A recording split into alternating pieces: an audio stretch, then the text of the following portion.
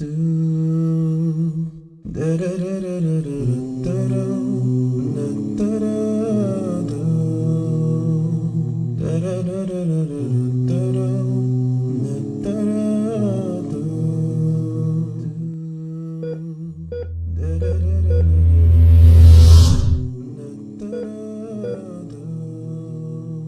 go into these isms. The first ism was scientism.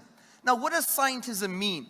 Scientism essentially says that all truths, for them to be true, have to be proven by science. So science is the only method to render the truth about world and reality. Science is the only way to establish truth. Now, in the very beginning, you might think, well, that's true. Everything true must be scientifically proven. But this is wrong. This is a 1960s outdated philosophical cliche. You don't have philosophers or thinkers or just normal people with a brain saying that everything true must be proven scientifically. And let me give you some examples. Firstly, the claim itself is self-defeating. It's self-defeating. It shoots itself in the foot. Because to say that science is the only method to form conclusions about the world and reality, that statement itself, it's supposed to be a truthful statement. But that statement cannot be proven by science itself. So it's self-defeating. Because scientism says that the only way to prove things is to use a scientific method. But wait a minute, can that statement itself be proven scientifically? So it's self-defeating. Number two, science cannot prove necessary truths like mathematics. 1 + 1 is equal to? Hello? Good. Okay, well, someone may say, well, if you get one thing and another thing, then you know there are two things. Okay, let me just make it easier for you to show that it's non-empirical. What is 1 fufula plus 1 fufula? It's 2 fufulas. Do you know what a fufula is? Exactly. It's non-empirical, but there are logical structures in your mind that allow you to form that conclusion. Another point to refute the scientism claim is to talk about logic. There are some logical structures innate in our minds that allow us to form conclusions about things devoid of empirical realities. For example, listen to this logic. Number 1, whatever begins to exist has a cause. Number 2, the universe began to exist. Number 3, the universe has a logicians. MashaAllah. Now that conclusion itself is non-empirical, because what allows us within our minds to form that necessary conclusion? Where is that logical link? It's outside of the empirical domain. It's logical structures in our mind.